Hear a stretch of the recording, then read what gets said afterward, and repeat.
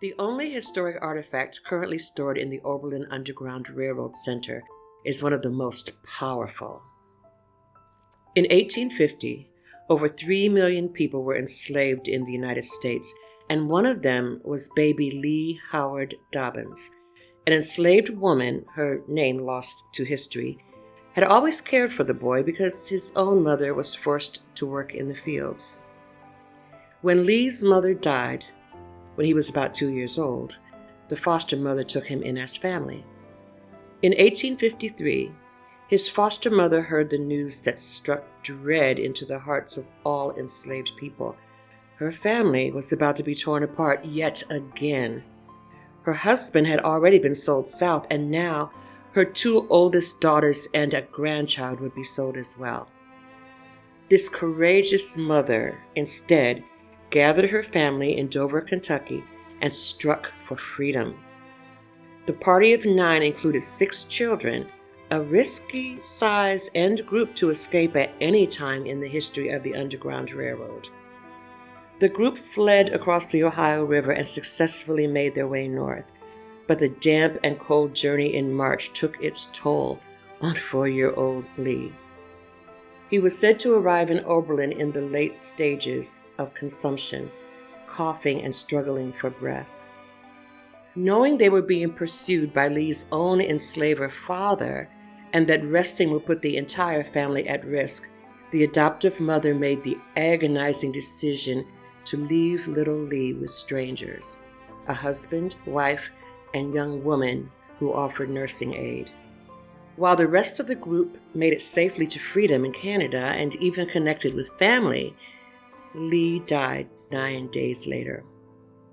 Approximately 2,000 Oberlin community members attended his funeral, a solemn affair combined with a fiery denunciation of slavery. It was proposed in a public meeting that a collection of dimes be made to place a stone with the fitting inscription over his grave. Only a few minutes were needed to raise the funds. His stone reads, "Let slavery perish. Lee Howard Dobbins, a fugitive slave orphan, brought here by an adopted mother in her flight for liberty, March 17, 1853. Left here wasted with consumption, found a refuge in death, March 26, 1853. Aged 4 years. Another tragedy is that the site of Lee's grave is lost to time. Dobbins and others buried in the city's first cemetery were moved to the new, park-like Westwood Cemetery in the late 1800s. The stone marked his grave into the 1930s, when concern about its condition prompted its removal to the Oberlin College Library and eventually archives.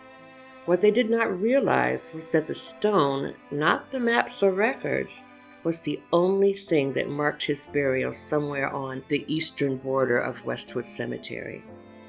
A new monument to Dobbins and others was placed in 1993 at Westwood Cemetery in a central location. It includes song lyrics published at the time of his funeral. In memory of the fugitive slaves whose journey to freedom brought them to Oberlin. Shielded by an almighty arm, the griefs and sufferings now are o'er. Beyond the reach of tyrants' harm, freed spirit rest forevermore.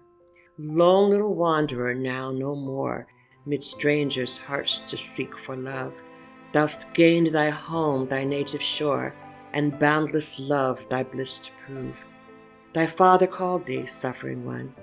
He knew and felt thy untold grief. To him complexions all are one. He died alike for their relief. Lee Howard Dobbins, aged 4 years, died in Oberlin, a fugitive slave orphan, March 26, 1853.